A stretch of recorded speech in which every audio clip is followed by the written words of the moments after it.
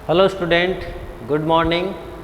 मैं गोकुल आज आपके लिए इस वीडियो में लेके आया हूँ क्लास 6 विज्ञान चैप्टर नंबर 7 हमारा चल रहा था, जिसका नाम है पौधों को जानिए।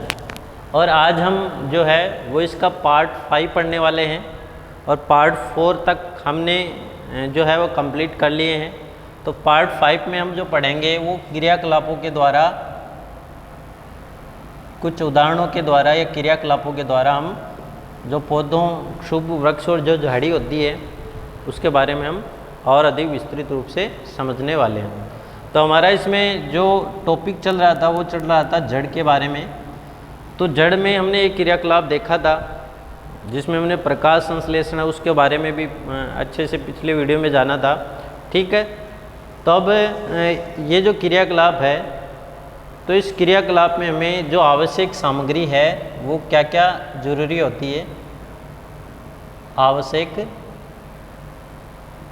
सामग्री, तो इस आवश्यक सामग्री में हमें जिनकी आवश्यकता होती है वो मक्का और चने के बीज, मक्का और चने के बीज हमें चाहिए, मक्का चाहिए और चने के बीज चाहिए, रुई कटोरी और जल। रुई है, कटोरी है और जल, इन सब की हमें आवश्यकता होती है इस क्रियाकलाप के अंदर यदि हम देखें तो। ठीक है, अब 2 कटोरियाँ लेकर उसमें हमें भीगी हुई रुई रखनी है। जैसे मान लो ये A कटोरी है और ये B कटोरी है। तो इस कटोरी के अंदर हमें भीगी हुई रुई रखनी है। ये जो हमने रखा है वो क्या है? भीगी हुई रुई। ठीक है, तो इन कटोरियों के अंदर हमने भीगी हुई रुई को रख लिया है। एक कटोरी में चने के 3-4 बीज और दूसरी में मक्का के कुछ दाने रख देते हैं। अब ये A है, उसमें हमने चने के बीज रखने हैं और इसमें हमें क्या डालना है? मक्के के दाने। कुछ मक्के के दाने इसके अंदर डाल देने हैं और इसके अंदर हमने चने के बीज रखने हैं और इसके अंदर हमने कुछ मक्के के दाने हैं वो रख देने हैं। ठीक, अब हमें करना क्या है कि ये जो रुई है इसके अंदर है वो हमेशा नम बनी रहे, हमेशा नम बनी रहे, ये हमें सुनिश्चित करना है। इसके लिए हमें क्या करना है? इस रुई को हमेशा गीला रखना है, पानी से छींटे लगाते हुए हर स्थिति में इसको गीली रखना है। ठीक है, अब उसके उपरांत हमें इसमें करना क्या है कि नम बनाते हुए तब तक रखना है जब तक बीज अंकुरित नहीं हो जाए। बीज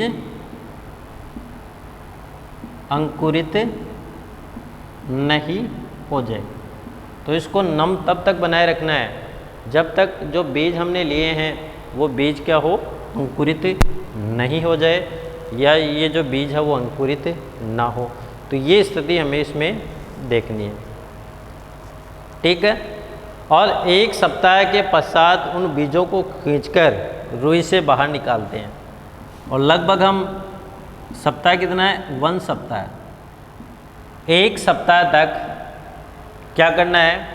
उन जो बीज हमारे पास हैं लगभग 1 सप्ताह तक उन बीजों को निकाल देना है, क्योंकि 1 सप्ताह में लगभग बीज है वो अंकुरित हो जाएंगे। तो 1 सप्ताह तक उन बीजों को खींचकर उससे बाहर निकालते हैं। तो हमें अधिक परिश्रम करने की आवश्यकता होती है, या हम बोल सकते हैं तो हमें अधिक मेहनत करने की आवश्यकता होती है। तो हम कहते हैं कि भाई लगभग 1 सप्ताह तक रहेंगे और उस 1 सप्ताह के उपरांत इस भुगी जो रुई हमने ली है उसके अंदर हमने बीज डाले, वो अंकुरित हो गए और उसको हमने जब निकाला तो हमें अधिक परिश्रम करने की आवश्यकता या अधिक श्रम लगाने या अधिक मेहनत करने की आवश्यकता होती है। ठीक है, अतः हम बोल सकते हैं कि पौधों को भूमि से खींचकर, पौधों को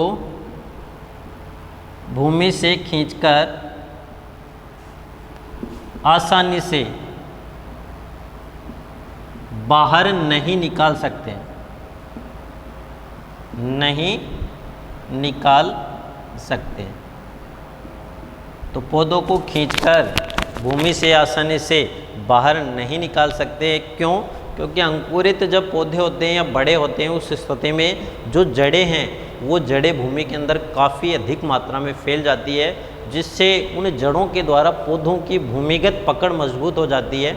इसी प्रकार जब पौधा अंकुरित होता है, उस स्थिति में अंकुरण के दौरान जो पौधे की जो मूलांकुर और जो प्रांकुर है वो रुई के अंदर फैल जाते हैं, इसलिए उस बीजों को बाहर निकालना थोड़ा कठिन कार्य होता है, थोड़ा इसमें कठिन हमें लगता है, थोड़ी अधिक मेहनत करने की हमें आवश्यकता पड़ती है। ठीक है,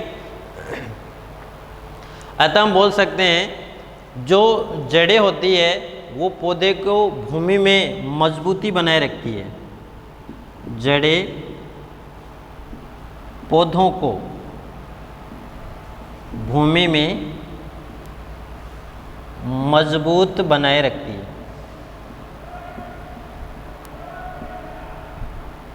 भूमि में क्या करती है? मजबूत बनाई रहती है, भूमि में जकड़े रखती है। कौन जकड़े रखती है? जड़ें हैं वो जकड़े रखती है। ठीक है, तो हम क्या बोल सकते हैं, इसलिए जो जड़ें होती है उन जड़ों को एक नाम से पहचानते हैं जिसका नाम है स्थिरक। ठीक है, किस नाम से जानते हैं? स्थिरक के नाम से जानते हैं। और किसे जानते हैं? जड़ों को। जड़ों को स्थिरक के नाम से जाना जाता है। क्यों जाना जाता है? क्योंकि जो जड़ें होती है, ये जो जड़ें होती हैं ये पौधे को भूमि में जकड़े रखती है, इसलिए इन जड़ों को स्थिरक के नाम से जाना जाता है। ठीक है, अब एक और क्रियाकलाप करते हैं जिसमें हम और अधिक इसको समझने का प्रयास करते हैं।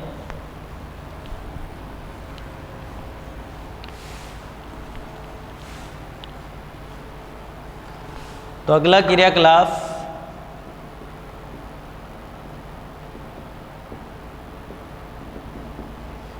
क्रियाकलाप कहता क्या है कि एक खुले मैदान में जाकर वहाँ से खरपतवार के पौधों को उखाड़ना है।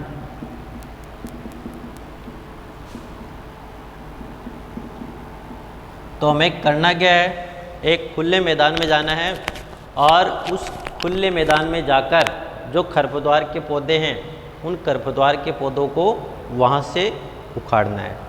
तो पहली स्थिति में यही अपनानी है, खरपतवार के पौधों को उखाड़ना है और इनकी जड़ों को मिट्टी से धोकर इनकी जड़ों की तुलना पौधों की जड़ों से करनी है। अब जो खरपतवारों की जड़ें होती है, जड़ों को पानी से धोकर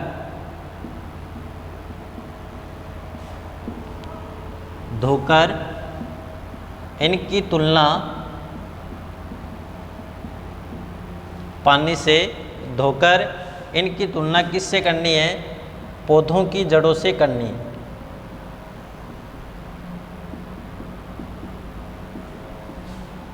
किससे करनी है? पौधों की जड़ों से करनी है। जड़ों को पानी से धोकर इसकी तुलना किससे करनी है? पौधों की जड़ों से करनी है। ठीक है, जिन पौधों में जो मुख्य जड़ होती है उन्हें मूसला जड़ कहते हैं। अब ये जो पौधे होते हैं, इन पौधों में जो मुख्य जड़ होती है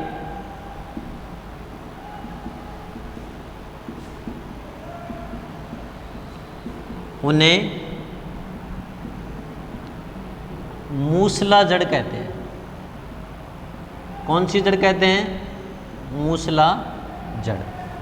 तो इनमें जो मुख्य जड़ें होती है तो उन जड़ों को किस नाम से जाना जाता है?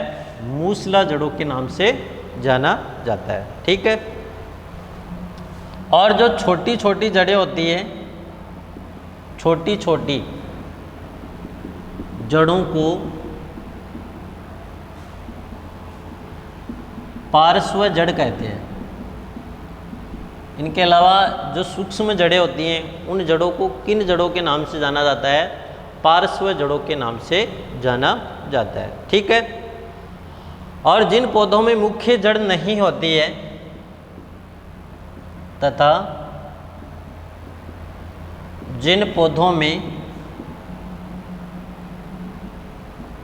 मुख्य जड़ नहीं होती है, तो यानी कई पौधे ऐसे हैं जिनमें मुख्य जड़ नहीं होती है तथा सभी जड़ें एक समान दिखाई देती है, इन जड़ों को तथा सभी जड़ें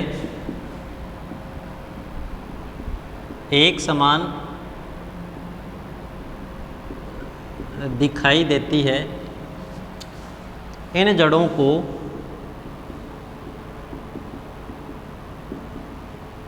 कौन सी जड़ कहते हैं? जकड़ा जड़ या रेशेदार जड़ कहते हैं। जकड़ा जड़ या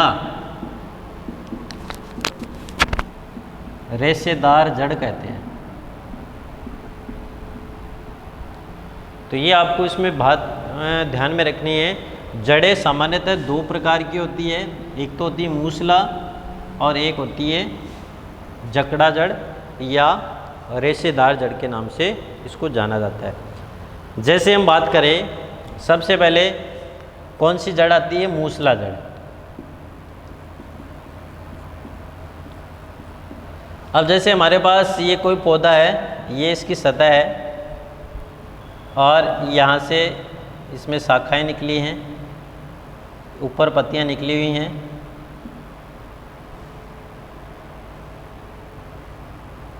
और यहाँ से इस प्रकार से जड़ी निकलती हैं।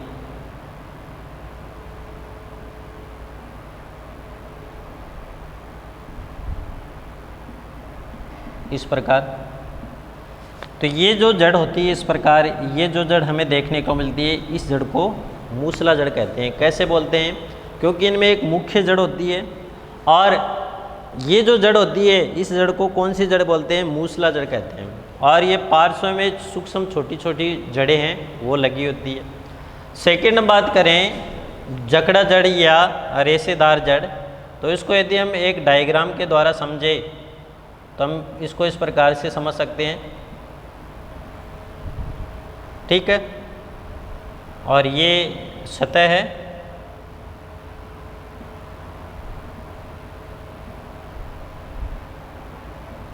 इस प्रकार। अब इसको ध्यान से देखना है। तो इसमें अंतर क्या है? अब देखो, इसमें तो एक मुख्य जड़ थी और इसमें मुख्य जड़ नहीं है। सभी जो जड़ें हैं वो पार्श्व जड़ें हैं, किसी भी प्रकार की इसमें जड़ मुख्य जड़ नहीं है। तो हम बोल सकते हैं जिन पौधों में मुख्य जड़ नहीं होती है और सभी जड़ें एक समान दिखाई देती है, ऐसी जड़ों को जकड़ा जड़ या रेशेदार जड़ों के नाम से जाना जाता है। तो ये दो जड़ें हैं वो आपको ध्यान में रखनी है। तो ये जड़ी कौन सी हो गई? मूसला जड़ हो गई। और ये कौन सी हो गई? जकड़ा जड़ या रेशेदार जड़। इसको कौन सी बोलते हैं? जकड़ा जड़। और इसको कौन सी बोलते हैं? रेशेदार जड़ों के नाम से इसको जाना जाता है। तो ये आपको दो जड़ हैं, उनके प्रकार वो पता होना चाहिए कि जड़ जो है वो सामान्यतः कितनी प्रकार की होती है। ठीक है। अब उसके बाद में हम देखते हैं कि पौधों की जड़ों और पत्तियों के सिरा विन्यास में आपस में एक विशेष संबंध पाया जाता है। किसमें? पौधों की जड़ें एवं सिरा विन्यास में। तो हम क्या लिख सकते हैं? हम लिख सकते हैं पौधों की जड़ों एवं सिरा विन्यास में एक विशेष संबंध पाया जाता है। जो जड़ें हैं और जो शिरा विन्यास होता है किसका, पौधों का, तो उनमें एक विशेष संबंध होता है, विशेष इसकी हम तुलना बोल सकते हैं, तो विशेष संबंध होता है। ठीक है, तो जड़ें और जो शिरा विन्यास होता है उसके अकॉर्डिंग जो हम देखते हैं। अब जो मूसला जड़ होती है उसमें जो शिरा विन्यास यदि हम देखें तो उनमें जो शिरा विन्यास होता है वो जालिका रूपी शिरा विन्यास होता है, और जो जकड़ा जड़ें होती है उन या जो रेशेदार जड़ होती है उसमें जो समांतर शिरा विन्यास है वो पाया जाता है। ठीक है, तो हम जानते हैं कि जड़ें जल का अवशोषण करती है, तो जड़ों का कार्य यदि हम देखें तो हम लिख सकते हैं जड़ें जल का अवशोषण करती है। किसका करेगी, जल का। कौन करेगी, जड़ें। तो जड़ें क्या करती है, जल का अवशोषण करती है, तथा तना जल व खनिज को पत्ती व पौधे के अन्य भागों तक पहुंचाता है। तो कौन पहुंचाता है, तना जल व खनिज को पत्ती व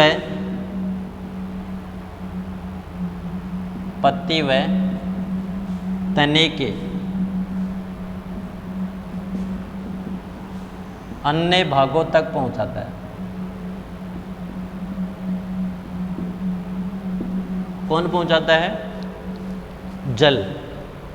और खनिज को पत्ती व तने के अन्य भागों में पहुंचाने का कार्य किसके द्वारा किया जाता है, तने के द्वारा है वो किया जाता है। ठीक है, और इसके साथ साथ जो पत्तियां हैं, पत्तियां वो क्या करती है, भोजन का संश्लेषण करती है, भोजन का संश्लेषण। और भोजन का संश्लेषण किस प्रक्रिया के द्वारा करती है, जिस प्रक्रिया को हम क्या बोलते हैं, प्रकाश संश्लेषण। कौन सी प्रक्रिया से, प्रकाश संश्लेषण की प्रक्रिया से पत्तियां हैं वो पौधों के लिए भोजन का संश्लेषण करती है, पौधों को भोजन उपलब्ध करवाती है। ठीक है, और ये भोजन जो है वो तने से होकर पौधे के विभिन्न भागों में संग्रहित होता है। और ये जो पत्तियां भोजन है बनाएगी, जैसे यहाँ से भोजन बना तो वो तने से होकर, किससे होकर, तने से होकर पौधों के विभिन्न भागों में संग्रहित हो जाता है। तो ये आपको ध्यान में रखना है कि तने से होता है और पौधों के विभिन्न भागों में संग्रहित हो जाता है। क्या होता है, भोजन जो होता है जिसको पत्तियां निर्माण करती है, और वो भोजन तने के द्वारा होते हुए पौधे के जितने भी भाग हैं उन भागों में संग्रहित हो जाता है। तो ये आपको इसमें कुछ बातें हैं वो ध्यान में रखने की आवश्यकता है। इसी प्रकार हम बोल सकते हैं कि कुछ जड़ें जैसे गाजर, मूली, शकरकंद, कुछ जड़ें ऐसी हैं जो भोजन का संग्रह करती है, अर्थात भोजन संग्रहित उन जड़ों में होता है और वो भोजन को संग्रहित करके फूल जाती है। तो हम बोल सकते हैं, तो कुछ जड़ें जैसे गाजर, मूली, कुछ जड़ें जैसे गाजर है, मूली है, शकरकंद। तो शकरकंद जो है गाजर, मूली, शलजम, टेपियोका आदि की जड़ों को हम खाते हैं। शलजम है और एक पादप है टेपियोका, ठीक है, आदि की जड़ों को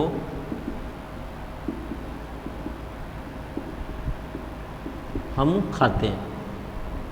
तो इनकी जड़ों को हम क्या करते हैं, खाते हैं, भोजन के रूप में इनको ग्रहण करते हैं। ठीक है, जिससे भोजन संग्रहित रहता है, जिसमें भोजन संग्रहित रहता है, जिसमें भोजन संग्रहित रहता है।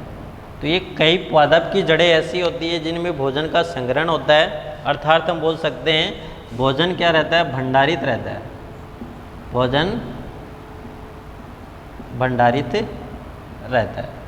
तो अतः हम क्या बोल सकते हैं, अतः हम कह सकते हैं कि कई पौधे ऐसे हैं जिन पौधों की जो जड़ें होती हैं, जिसमें गाजर, मूली, शकरकंद, शलजम, टेपियोका आदि की जो जड़ें होती है ये भोजन का संग्रह करती है, अर्थात हम बोल सकते हैं ये भोजन को क्या करती है, संग्रहण करती है और इसमें भोजन भंडारित रहता है और उससे हमें डायरेक्ट जो है वो खाद्य पदार्थ जो है वो प्राप्त होते हैं। तो इस प्रकार आज की इस वीडियो के अंतर्गत हमने जो पत्ती है उसके बारे में हमने अच्छे से इसका संपूर्ण विवरण जो है वो जड़ों के बारे में हमने इस वीडियो के अंतर्गत पढ़ा और हमारा जो अगला टॉपिक होगा उस वीडियो के अंतर्गत हम जो पुष्प होते हैं पौधे के और पौधों का एक सामान्य डायग्राम कैसा होता है उसके बारे में हम अगले वीडियो के अंतर्गत चर्चा करने वाले हैं।